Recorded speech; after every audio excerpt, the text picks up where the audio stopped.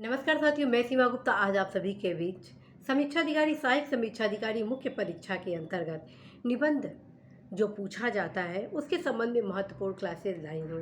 और आज आप सभी को उन 22 टॉपिक्स में से एक टॉपिक पर चर्चा करने वाली हूँ जो कि आप सभी के परीक्षा के दृष्टिगत अत्यंत ही महत्वपूर्ण है। साथियों, आप सभी अवगत है कि मेरे द्वारा आप सभी को 21+1 निबंध की सूची उपलब्ध कराई जा चुकी हैं जो कि आप सभी के परीक्षा के दृष्टिगत अत्यंत ही महत्वपूर्ण है।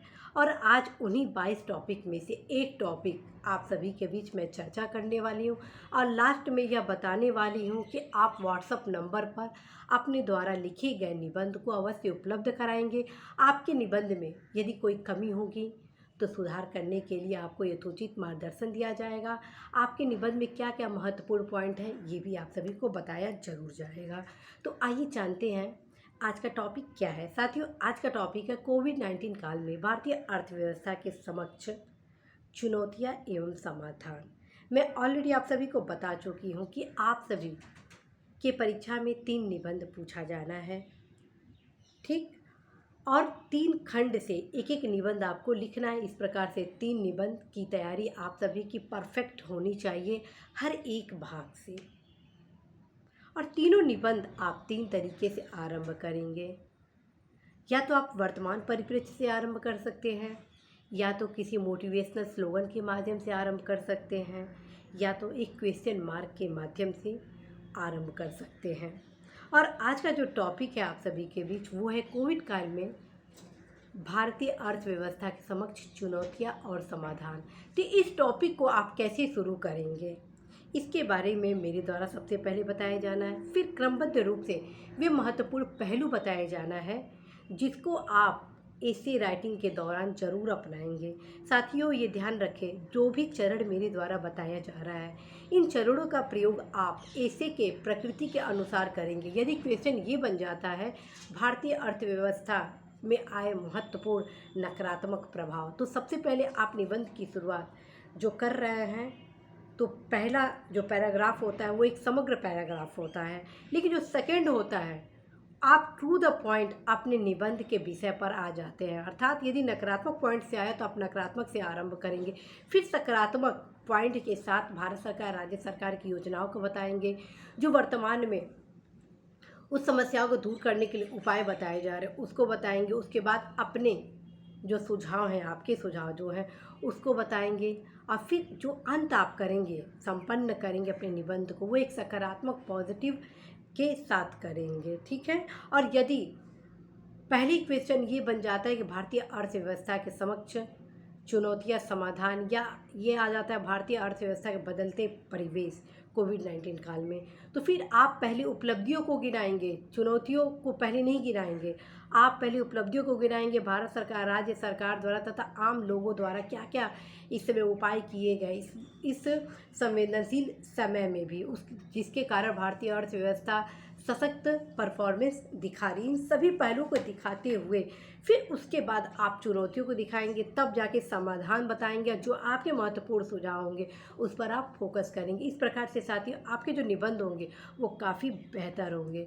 तो मान लीजिए क्वेश्चन ये है कोविड-19 काल में भारतीय अर्थव्यवस्था के समक्ष चुनौतियाँ और समाधान, तो आप इसको ऐसे शुरुआत कर सकते हैं कि वर्तमान काल में निश्चित रूप से कोविड-19 ने भारतीय अर्थव्यवस्था को कई रूपों से प्रभावित किया है और ख़ास तौर पर 21वीं सदी जो कि भारत की सदी है, हम सभी देशवासियों की आकांक्षा रही है कि भारतीय अर्थव्यवस्था विश्व की महाशक्ति के रूप में उभरे।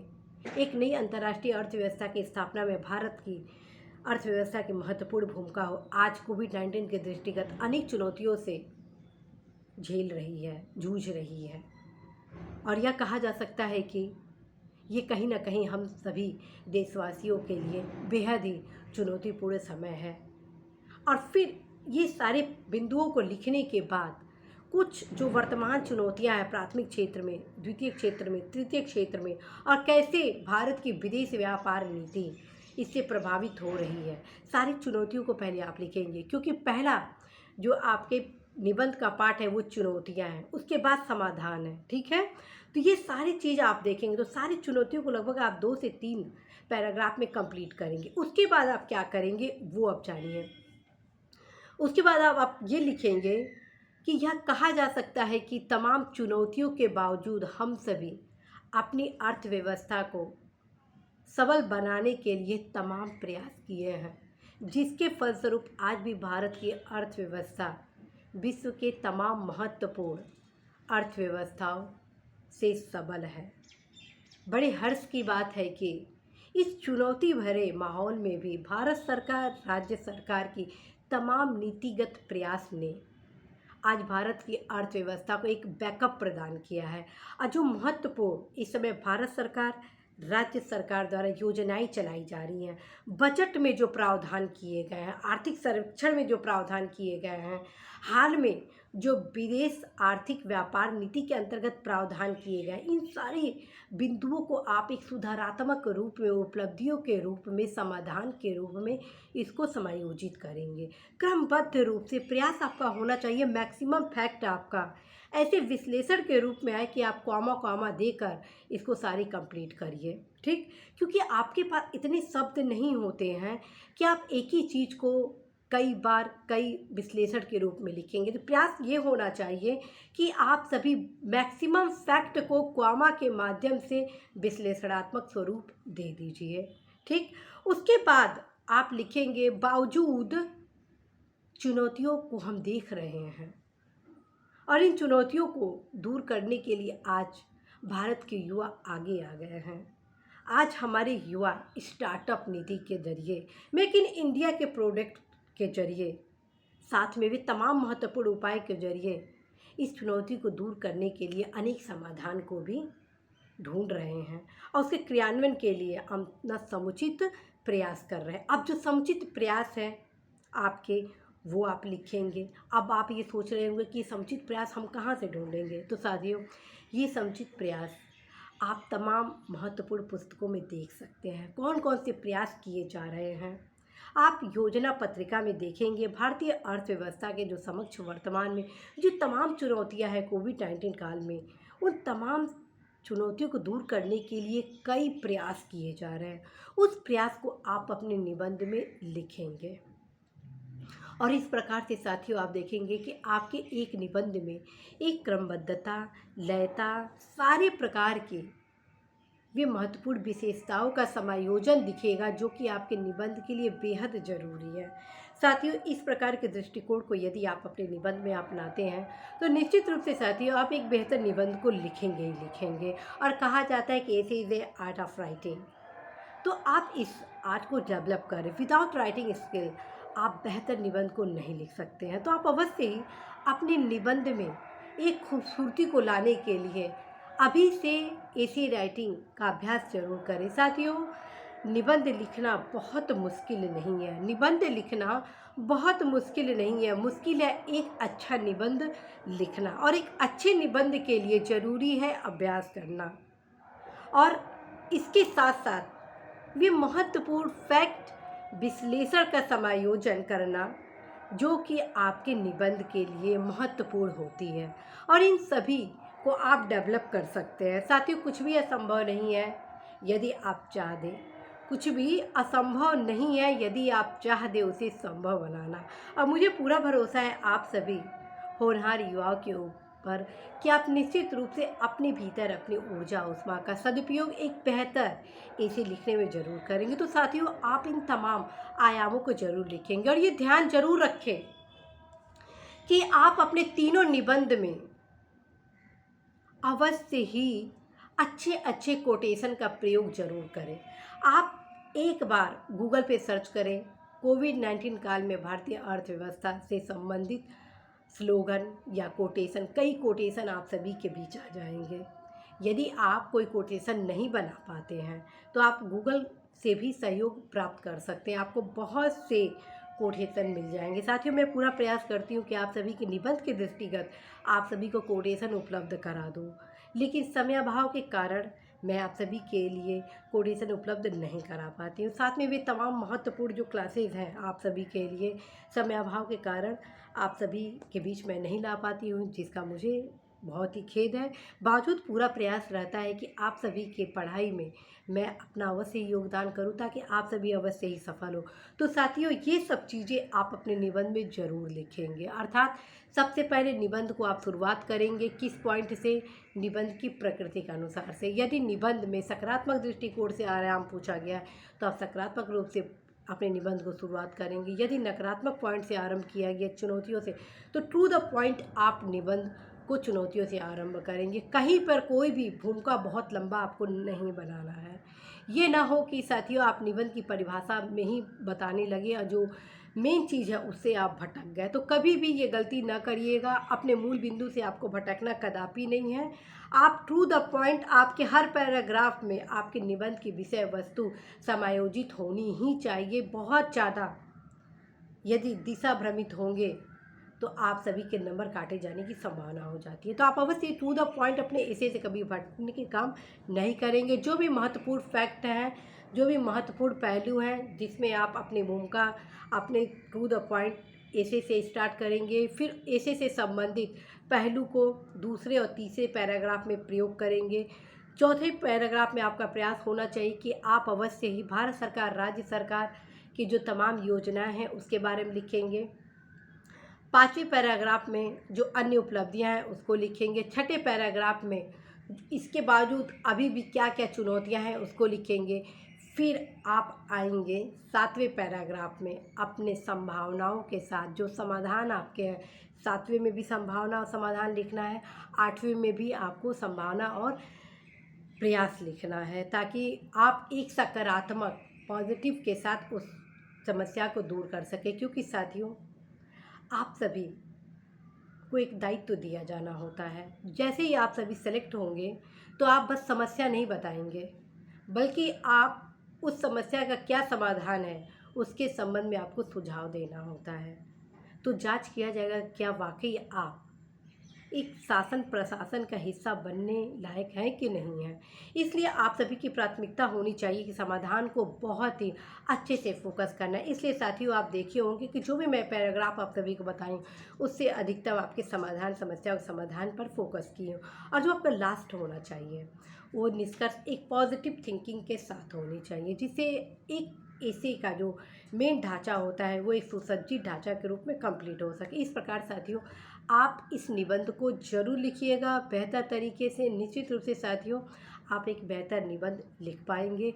और ये ध्यान रखें, कम से कम एक निबंध में एक या दो या तीन कोटेशन जरूर लिखें, और तीनों निबंध में आप कोटेशन जरूर लिखिएगा। आप सभी को हर्ष के साथ अवगत कराना है कि बहुत से युवा साथी बताए गए रणनीति का प्रयोग किए और 2016 में निबंध में अच्छा नंबर भी प्राप्त किए हैं। आप में से बहुत से युवा 2016 में सफल हुए हैं। उनके द्वारा यह अवगत कराया गया है कि मैम, आपके बताए गए दिशा निर्देश के क्रम में निबंध लिखने का हम सभी प्रयास किए, कोटेशन का भी प्रयोग किए, जिसका परिणाम रहा कि निबंध में हम लोग बेहतर अंक भी प्राप्त किए। तो साथियों, आप ही अवश्य ही ये तमाम महत्वपूर्ण आयाम को जरूर अपनाइएगा। और कहा जाता है कि जब आप लिखने की क्रिया आरंभ करेंगे तो एक दिन ऐसा आएगा कि आप स्वयं ही नहीं महसूस कर पाएंगे कि आप इतना बेहतर निबंध कैसे लिख सकते हैं। क्योंकि साथियों, यह मैं स्वयं रियलाइज़ की हूँ कि जब आप एक पैराग्राफ को लिखते हैं और दोबारा उसको लिखते हैं तो और भी बेहतर परफॉर्मेंस करते हैं। तो आप ज़रूर एक बेहतर निबंध लिखने की कला को डेवलप करें। आप अवश्य ही निबंध लिखेंगे। और साथियों, ये ध्यान रखिए, यदि कल दोपहर 2 बजे के पहले तक आप सभी इस विषय पर निबंध व्हाट्सएप नंबर 7217812824 पर उपलब्ध करा देते हैं तो निश्चित रूप से आप सभी के निबंध को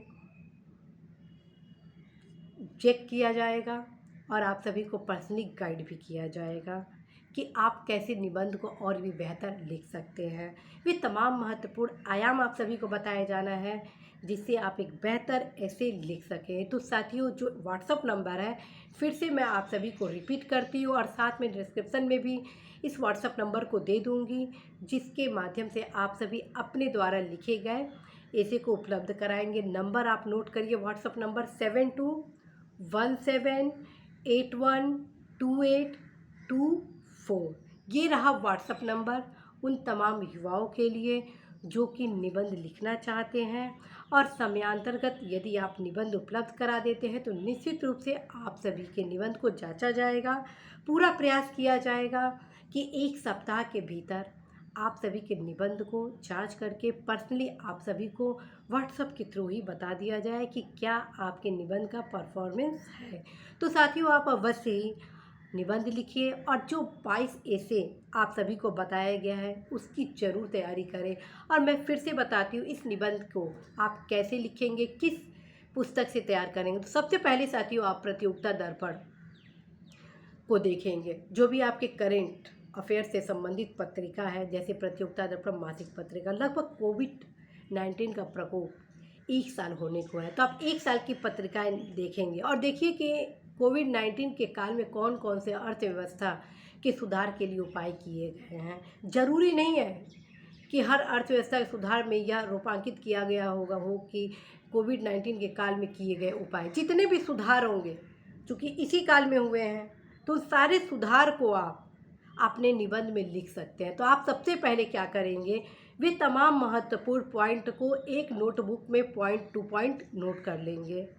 ठीक, उसके बाद योजना पत्रिका को आप देखेंगे। योजना पत्रिका में कोई भी अर्थव्यवस्था से संबंधित जो टॉपिक हो उसको आप पढ़ लीजिए और फिर करंट से कोरिलेट करके मॉडिफाई करके आप निबंध लिखने का आर्ट डेवलप करिए। आप सभी को मैं बता चुकी हूँ कि आप सभी भारतीय अर्थव्यवस्था के लिए अतिरिक्तांक किताब जरूर पढ़ेंगे, तो आप इस निबंध की तैयारी के लिए अतिरिक्तांक भी जरूर देखेंगे। अतिरिक्तांक से आप क्या क्या इसमें ढूंढेंगे ऐसे के लिए, अतिरिक्तांक में साथियों आप सभी व्यापार नीति, दूसरा आर्थिक सर्वेक्षण, तीसरा बजट और चौथा अर्थव्यवस्था में आय वर्तमान परिवर्तन, वे सारे पॉइंट आप सबसे पहले एक पेज में नोट डाउन कर लेंगे, क्योंकि जब आपके एग्ज़ाम काफ़ी करीब होगा तो आपके पास इतना समय नहीं होगा कि आप अतिरिक्तांक पढ़ेंगे, योजना पढ़ेंगे, प्रतियोगिता दर्पण को उठाएंगे।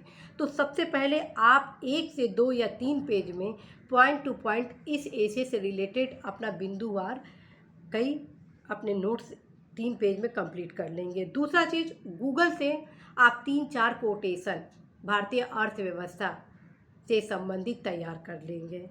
चौथा चीज़, जितनी भी योजनाएं हैं वो एक अलग कम से कम 10 से 12 योजनाएं आप ज़रूर तैयार कर लेंगे। चूँकि आप यूपी में ये एग्ज़ाम दे रहे हैं, यूपी लोक सेवा आयोग के अंतर्गत, तो आप प्रयास करेंगे कम से कम 4-5 योजनाएं उत्तर प्रदेश सरकार की होनी चाहिए। जैसे टीम 11 द्वारा क्या क्या सुधार किए जा रहे हैं, ये सारी चीज़ों को आप अपने इस ऐसे में ज़रूर लिखेंगे। साथियों मानिए, आप सबसे बेहतर निबंध लिखेंगे।